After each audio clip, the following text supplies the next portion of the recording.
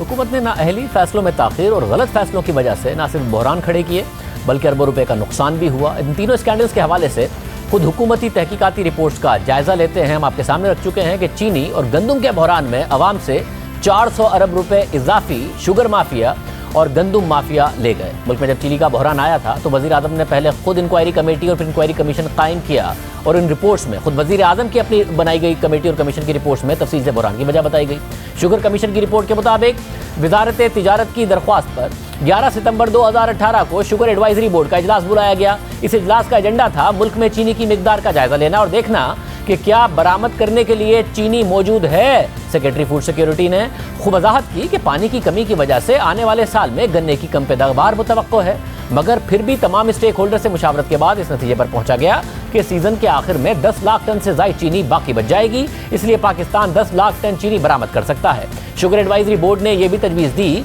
कि एक monitoring committee बनाई जाए जिसकी सरबराही एक ज्वाइंट सेक्रेटरी करे ताकि वो माहाना बुनियादों पर मुल्क में चीनी की फराहमी का जायजा ले सके। फिर 28 सितंबर 2018 को वज़ारत तिजारत ने अपनी सिफारिशात ECC को भेजी और 2 अक्टूबर 2018 को ECC ने 10 लाख टन चीनी बरामद करने की इजाज़त दे दी, मगर ये शराइत भी रखी कि चीनी बरामद करने पर शुगर मिल मालिकान को ना ही वफाकी हुकूमत और ना ही कोई सूबाई हुकूमत सब्सिडी देगी और कमेटी हर 15 दिन के बाद इजलास करेगी और मुल्क में चीनी के स्टॉक, बरामद और कीमतों का जायजा लेगी। अगर मुल्क में चीनी की कीमतों में कोई गैर मामूली इजाफा हुआ तो कमेटी ECC को तजवीज़ देगी कि चीनी की बरामद पर पाबंदी लगा दी जाए, बंद कर दी जाए और एक्सपोर्ट कोटा का स्टेट बैंक के जरिए मुसलसल जायजा लिया जाएगा। यानी ECC ने यह बात तय कर दी थी कि अगर पाकिस्तान में चीनी की कीमत बढ़ी तो फौरी तौर पर चीनी की बरामद पर पाबंदी लगा दी जाएगी। मगर फिर क्या हुआ?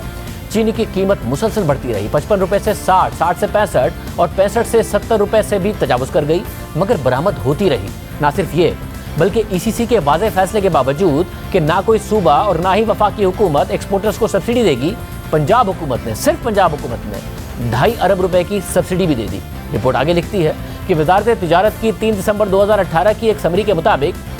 पाकिस्तान शुगर मिल्स एसोसिएशन और किसान इत्तेहाद के नुमाइंदे 28 और 29 नवंबर 2018 को मिनिस्टर फॉर फूड सिक्योरिटी और वज़ीर आज़म के मुशीर बराए तिजारत रज़ाक दाऊद से मिले और मुतालबा किया कि सूबों को सब्सिडी देने की इजाज़त दे दी जाए क्योंकि ये उनका डोमेन है और साथ ही 1 लाख टन मज़ीद चीनी बरामद करने की भी इजाज़त दे दी जाए। उनकी ये डिमांड ECC को फॉरवर्ड कर दी गई। साथ ही समरी के पैरा नंबर 2 में यह भी कह दिया गया कि गुज़िश्ता बरस चीनी की 20 लाख टन एक्सपोर्ट पर सब्सिडी दी गई थी, मगर वो फैसला दुरुस्त नहीं था। फिर रिपोर्ट आगे लिखती है कि 4 दिसंबर 2018 को ECC की मीटिंग हुई और 1 लाख टन मजीद बरामद की इजाज़त भी दे दी गई। साथ ही बरामद पर सब्सिडी का इख्तियार भी सूबों की सवाबदीद पर छोड़ दिया गया। हालांकि गुज़िश्ता इजलास में सूबों और वफाक दोनों को सब्सिडी देने से मना किया गया था। रिपोर्ट आगे लिखती है कि उस वक्त के वज़ीर ख़जाना असद उमर कमीशन के सामने पेश हुए और उन्होंने चीनी की बरामद की वजह मुल्क को फॉरेन एक्सचेंज यानी डॉलर्स की शदीद ज़रूरत बताई और कहा कि क्योंकि मुल्क में मुनासिब मिकदार में चीनी का स्टॉक मौजूद था इसलिए बरामद करना एक दुरुस्त फैसला था और क्योंकि मुल्क में क्रशिंग सीजन शुरू होने वाला था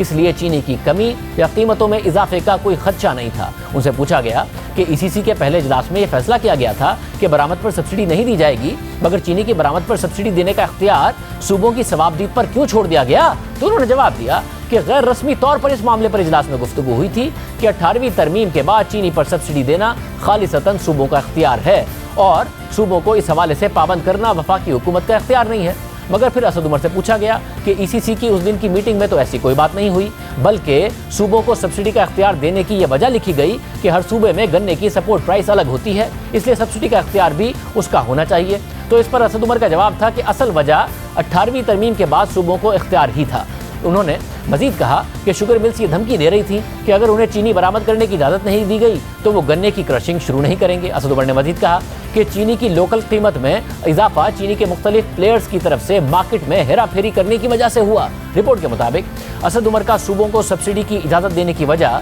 18वीं तरमीम बताना तसल्ली बख्श वजह नहीं थी, क्योंकि ECC ने अपने फैसले में ये नहीं बल्कि एक मुख्तलिफ वजह बताई थी। अगर ECC की बताई गई वजह मान ली जाए कि सूबों को सब्सिडी का इख्तियार इसलिए दिया गया क्योंकि हर सूबे की अपनी अलग गन्ने की सपोर्ट प्राइस होती है, तो ये वजह भी तसल्ली बख्श नहीं है। रिपोर्ट के मुताबिक मुशीर तिजारत अब्दुल रज़ाक दाऊद से पूछा गया कि ECC के पहले इजलास में बरामद की इजाज़त देते हुए यह फैसला हुआ था कि आपकी सरबराही में एक इंटर मिनिस्ट्रियल कमेटी का इजलास हर 15 दिन के बाद होगा जो मुल्क में चीनी की कीमतों पर नज़र रखेगा और कीमतें बढ़ी तो बरामद रोक देगा। आपकी सरबराही में वो इजलास क्यों नहीं हुआ? تو عبدالرزاق داؤد نے جواب دیا کہ شوگر ایڈوائزری بورڈ اور انٹر منسٹریل کمیٹی کے اراکین ایک ہی ہیں، اس لیے شوگر ایڈوائزری بورڈ کے اجلاس میں چینی کی قیمتوں پر مسلسل بحث ہوئی اور وہی مناسب فورم تھا۔ تو پھر ان سے پوچھا گیا کہ جب صوبے بار بار چینی کی قیمتوں میں اضافے کا معاملہ شوگر ایڈوائزری بورڈ کے اجلاس میں اٹھا رہے تھے تو چینی کی برآمد اس وقت کیوں نہیں روک دی گئی؟ تو اس پر عبدالرزاق داؤد نے جواب دیا کہ کیونکہ مئی 2019 تک چینی برآمد کرنے کی بین الاقوامی کمٹمنٹس تھیں، اس لیے انہیں پورا کرنا لازمی تھا، اور کیونکہ ملک میں چینی کا اسٹاک وافر مقدار میں موجود تھا، اس لیے چینی کی برآمد کو قیمت میں اضافے کا ذمہ دار قرار نہیں دیا جا سکتا۔ آگے رپورٹ کہتی ہے کہ کمیشن کی رائے ہے کہ پاکستان کو زر مبادلہ کی ضرورت تو واقعتاً تھی اور بادی نظر میں چینی کا اسٹاک بھی وافر مقدار میں موجود تھا، مگر پھر رپورٹ کہتی ہے کہ عبدالرزاق داؤد کی چینی کی قیمت میں اضافے کے باوجود برآمد جاری رکھنے کی دلیل تسلی بخش نہیں ہے، کیونکہ چینی کی برآمد کے فیصلے کے بعد ہی لوکل مارکیٹ میں چینی کی قیمتوں میں اضافہ ہونا شروع ہو گیا تھا۔ کمیشن نے بہت زیادہ شواہد جمع کیے ہیں جس کی روشنی میں یہ واضح ہے کہ چینی کی برآمد لوکل مارکیٹ میں چینی کی قیمت میں اضافے کی ایک وجہ ہے۔ رپورٹ کے مطابق حکومت کو مداخلت کر کے چینی کی قیمتوں میں ہیرا پھیری کے ذریعے اضافے کو روکنا چاہیے تھا اور مارکیٹ میں یہ واضح پیغام دینا چاہیے تھا کہ حکومت مداخلت کر کے قیمتوں کو کنٹرول کرنے میں سنجیدہ ہے۔ کمیشن کی رائے ہے کہ شوگر ایڈوائزری بورڈ وقت پر فیصلہ کر کے چینی کی برآمد روکنے میں ناکام رہا اور چینی کی قیمتوں میں اضافہ ہوتا رہا اور فروری 2020 تک چینی کی برآمد پھر بھی جاری رہی۔ رپورٹ کے مطابق چینی برآمد کرنے والے دو طرفہ فائدہ لے گئے، پہلے وہ برآمد پر سبسڈی لینے میں کامیاب ہو گئے اور پھر لوکل مارکیٹ میں چینی کی قیمتیں بڑھا کر بھی منافع کما لیا۔ رپورٹ کے مطابق دسمبر 2018 میں چینی کی قیمت 55 روپے تھی، جو جون 2019 میں بڑھ کر 71 روپے 44 پیسے ہو چکی تھی۔ شوگر سیکٹر نے اس عرصے میں 40 ارب 57 کروڑ روپے کا اضافی منافع کمایا۔ صرف یہی نہیں، پنجاب حکومت نے جو 3 ارب روپے کی سبسڈی دی، شوگر کمیٹی نے اپنی رپورٹ میں یہ بھی بتایا کہ وہ شوگر ملرز جنہوں نے تحریک انصاف کی پنجاب حکومت سے زیادہ سبسڈی حاصل کی، ان کا پنجاب حکومت کی فیصلہ سازی پر سیاسی اثر و رسوخ تھا اور انہوں نے کم سے کم وقت میں زیادہ سے زیادہ فائدہ حاصل کرنے کی کوشش کی۔ کمیٹی نے اپنی رپورٹ میں بتایا کہ سب سے زیادہ سبسڈی تو جہانگیر ترین اور خسرو بختیار کے خاندان کی شوگر ملز نے حاصل کی، اور پھر وزیر اعظم عمران خان نے یہ تسلیم کیا کہ شوگر ملرز نے سبسڈی کے لیے دباؤ ڈالا تھا۔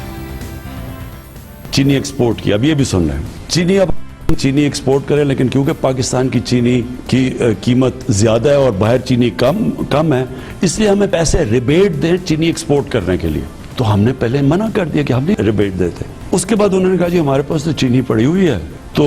ہم تو پھر کسانوں کا گنا نہیں لیں گے۔ تو ایک دم ہم نہیں ہماری گورنمنٹ آئی تھی، تو اس کا مطلب کسان سڑکوں پہ ہوگا اور وہ بیچارہ غریب کسان بیچارہ اس کا گنا نہیں بکے گا، سارا سال اس نے محنت کی ہے۔ تو ہمیں مجبوری، ہم نے سوچا کسانوں کا سوچ کے ہم نے ریبیٹ دے دی۔ ادھر ریبیٹ دے رہے ہیں ہم، یعنی ایکسپورٹ کرنے کے لیے، ادھر چینی کی قیمتیں اوپر جانی شروع ہو گئی۔ انکوائری تو اس لیے ہوئی۔